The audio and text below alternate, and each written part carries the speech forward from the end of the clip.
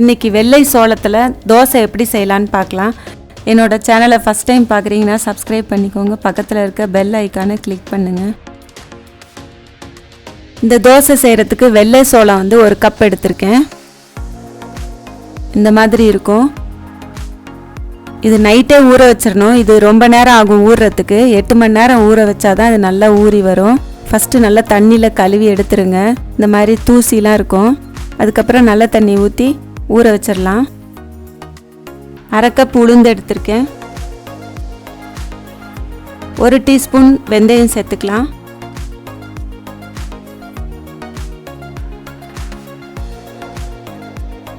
இதையும் 2 தடவை களைஞ்சிட்டு நல்ல தண்ணி ஊற்றி ஊற வச்சிடலாம். நைட்டே சோளம் ஊற வச்சதுனால நல்லா ஊறிடுச்சு.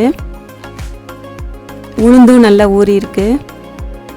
மிக்ஸி ஜாரில் ஃபஸ்ட்டு சோளத்தை போட்டுக்கலாம்.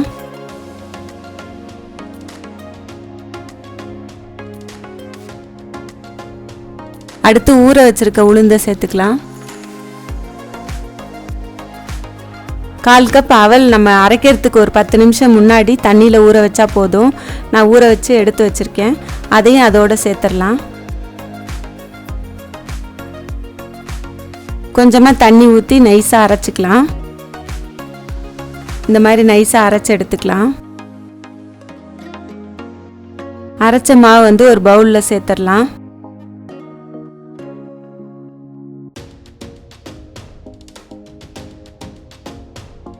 ½ டேபிள் ஸ்பூன் உப்பு சேர்த்து மாவை கலந்துக்கலாம். கையில் மாவை மிக்ஸ் பண்ணால் தான் நல்லா புளிக்கும்.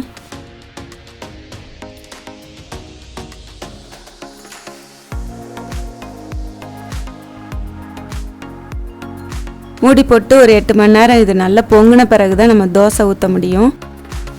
நல்லா பொங்கிடுச்சு மாவு. இந்த மாதிரி இருக்கும். நல்லா நுரைச்சி இந்த மாதிரி இருக்கும். அடுப்பில் தோசைக்கல்லை வச்சுட்டு தோசைக்கல் காஞ்ச பிறகு எண்ணெய் தடவிக்கலாம். தடவிட்டு மாவை எடுத்து ஊற்றிட்டு தோசை சுட்டுக்கலாம். இந்த மாதிரி மெல்லிசாக வர மாதிரி பரப்பி விடணும்.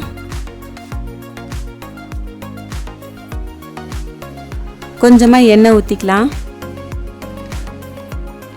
இந்த தோசை செய்கிறதுக்கு அளவுகள் எல்லாம் நான் டிஸ்கிரிப்ஷன் பாக்ஸில் போட்டிருக்கேன், பார்த்துக்கோங்க.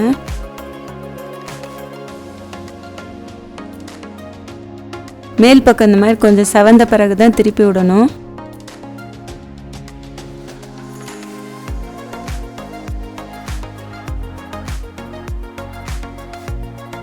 மேல் பக்கம் நல்லா செவந்துருச்சு. திருப்பி விட்டுறலாம். வெயிட் லாஸ் பண்ணணும்னு நினைக்கிறவங்க இந்த மாதிரி சிறுதானியங்களை அடிக்கடி உணவில் சேர்த்துக்கிட்டோம்னா ரொம்ப நல்லது. இதை செஞ்சு பாருங்கள். இதை செஞ்சு பார்த்துட்டு உங்களுக்கு பிடிச்சிருந்தா லைக் பண்ணுங்கள், ஷேர் பண்ணுங்கள், என்னோடய சேனலை சப்ஸ்கிரைப் பண்ணுங்கள். தேங்க்யூ.